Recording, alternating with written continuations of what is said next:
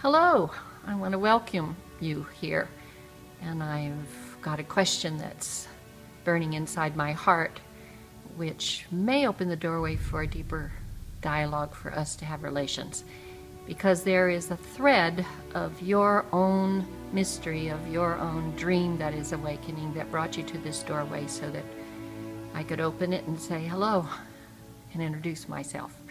And my name is Jyoti. I'm the spiritual director for the Center for Sacred Studies and one of the founders for our community that holds that center called Kayumari. And I've been asked to share a little bit about the genealogy of this dream that's been awakening over almost 25 years now. Longer than that if you look at the way that it prepared me and got this vehicle ready for something. But it's about a collaboration, it's about a cooperation, it's about a collective weaving. It's about a group of people that decided they wanted to step out of the box of throwaway, and they wanted to have longevity be a part of the relations they were making. And they wanted to be awakened fully in themselves so they could be more conscious individuals walking on this earth, so we could spread goodness and peace rather than division and divisiveness and illness. So that's what brings me to sit and share with you today.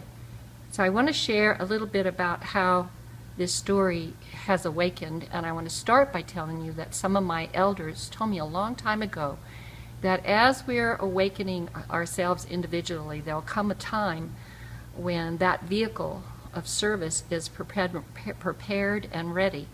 And it's in that moment that the story that stalks you from the divine pounces on you and consumes you so that you become that waking prayer. You become that awakening inside of this lucid dream we call reality, earth reality. So with that teaching inside of me, something awakened in a very personal way for me in 1988. And that story pounced on me and swallowed me. And little did I know that at the time, but it was going to unfold in such a way that I would meet my wonderful partner in life and in the ways that we hold spirit and spirit's bidding, and that would be Russell Park. And I would come to meet some of the most amazing individuals that we don't have time in this next few minutes for me to list all of the people that have been walking by our sides and with us from the very beginning of its time. Darlene Hunter, who you will get to know, who's the CEO for the Center for Sacred Studies, has been one of those individuals, and there are many, many more. And I would say that each and every one of us came to this doorway to make a relationship with the unknown and to be in service to the mystery that was stirring to awaken a planet. And we said yes fully to it. And in that waking moment, she would start, the Great Mother would start to hand us instruments of peace. And the first one that she really handed my husband and I, Russell, is called Stargate, a mystery school. It was given to us in about 1992. It was enacted and activated in 1993, and I thought it was going to be a program that would last for a year, and it is still alive and very much has become a cornerstone of this community.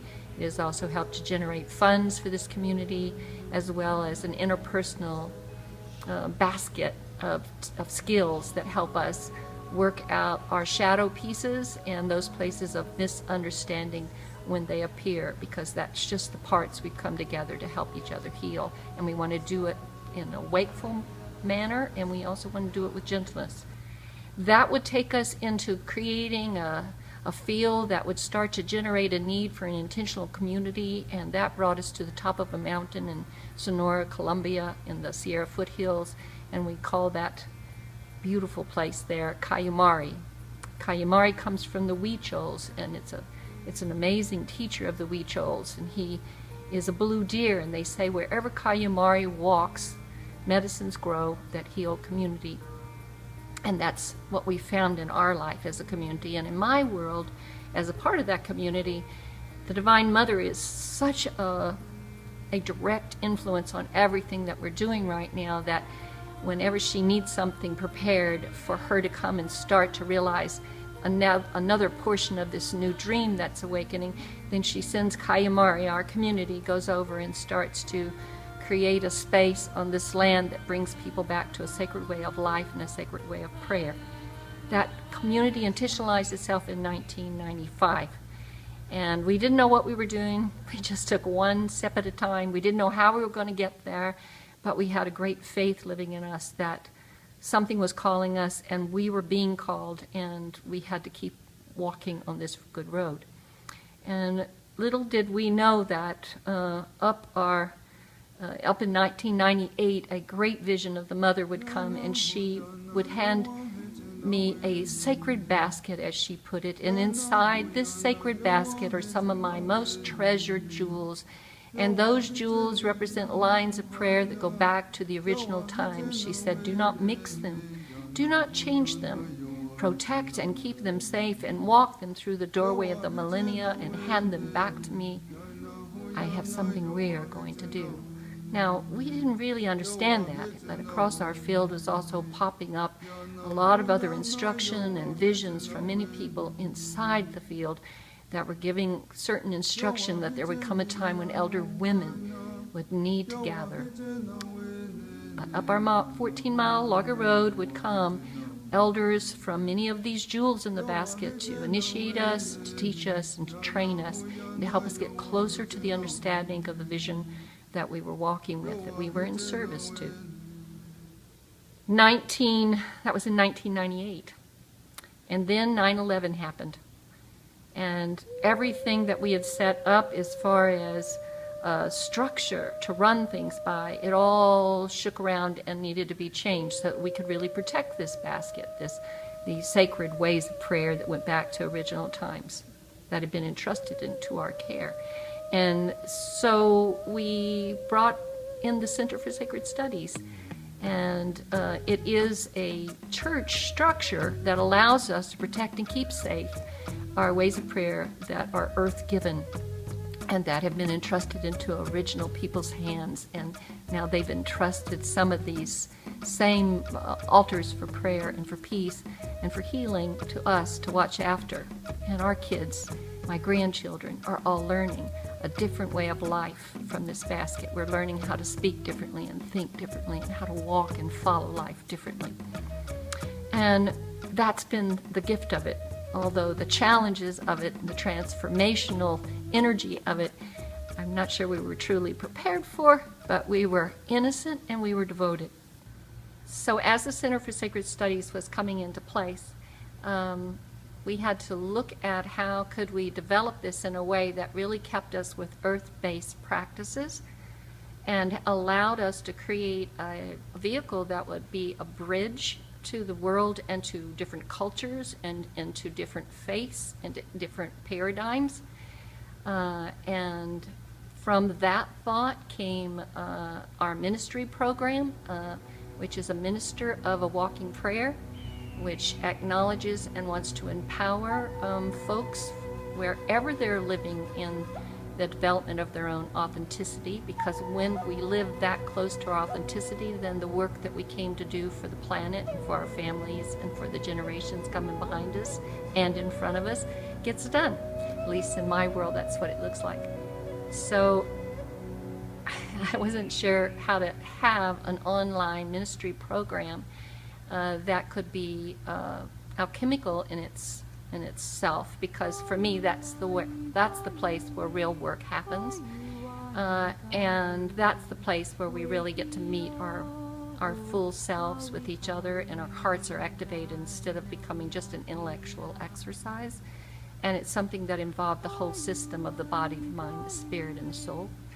And somehow or another we were given a formula, what I call the bones of a project, and then it starts to fill itself out and show us where it wants to go. And as we began to do that, it ended up becoming a ministry that's not only been across the North American continent, which I had only seen it going, but before we would translate, but we haven't done any translation out of English, and it's already in many other countries. And what we're discovering is that There is actually a virtual community establishing itself, points of life all around the planet of people that have done remarkable work already and are just finding that doorway so that we can connect ourselves and our resources and be prepared for a time when we maybe can't travel as freely as we do now, but that we need to then communicate and collaborate and share resources so we can keep this wave of consciousness moving on through the planet. Shortly after that, in 2004, we would come to open up and convene around this basket the International Council of 13 Indigenous Grandmothers. At least that's what they ended up calling themselves before the end of that first meeting in 2004. And they decided that they wanted to go to each and every grandmother's home place and host 7-day prayer vigil around a sacred fire for world peace. They wanted to model how this many different lines of prayer, cultures, languages could get together in a prayerful and peaceful way, and with all of their differences being not only okay, but empowering a much broader understanding of how we can live as one peoples on this planet Earth.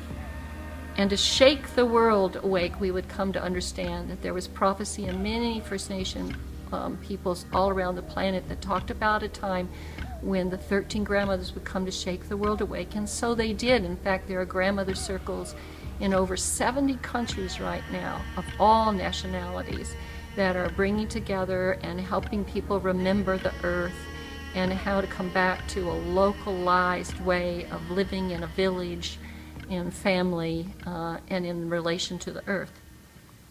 And that would keep going for almost a decade. A couple of years before it got to a place where it needed to reach its own fruition and define, the International Council of 13 Indigenous Grandmothers needed to create their own organization and let their own voice be even more prominent in the world. I was given a seed, and the next part of this story, as it was unfolding, really wanted us to look at whole systems. And whole system cannot be talked about unless we get back to a template that has to do with economy, the economizing of our system. And that doesn't mean just about money. That means how life serves life and gets served, so that there's a field of reciprocity available.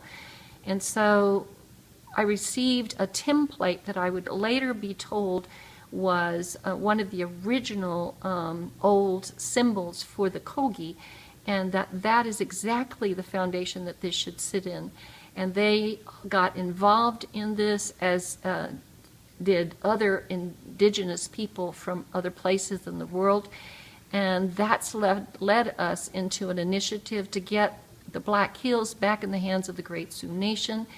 And it is our knowing that once this happened, that will shake the world awake so that we can get sacred sites back in the hands of First Nation globally, because I really know that this is a time when the earth needs her original people's ceremonies to reactivate these sites so that the next level of our story can be made visible. And right now, we're calling that, it's not a new economic model, it's a restoration of an economic model that brings feminine principle of collaboration, cooperation. Right now, we're calling that model the fountain. I prefer to say the fountain for natural order for our existence, because in its message, it's really about bringing that natural order back into each and every one of our villages.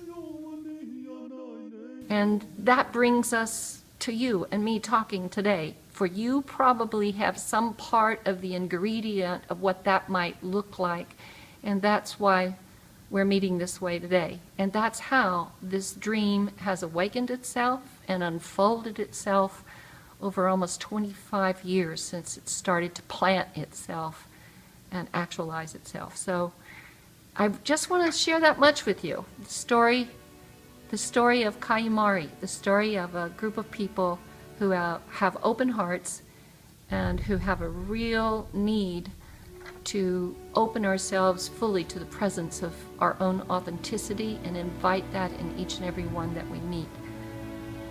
It is our way of being peace, not just talking about it.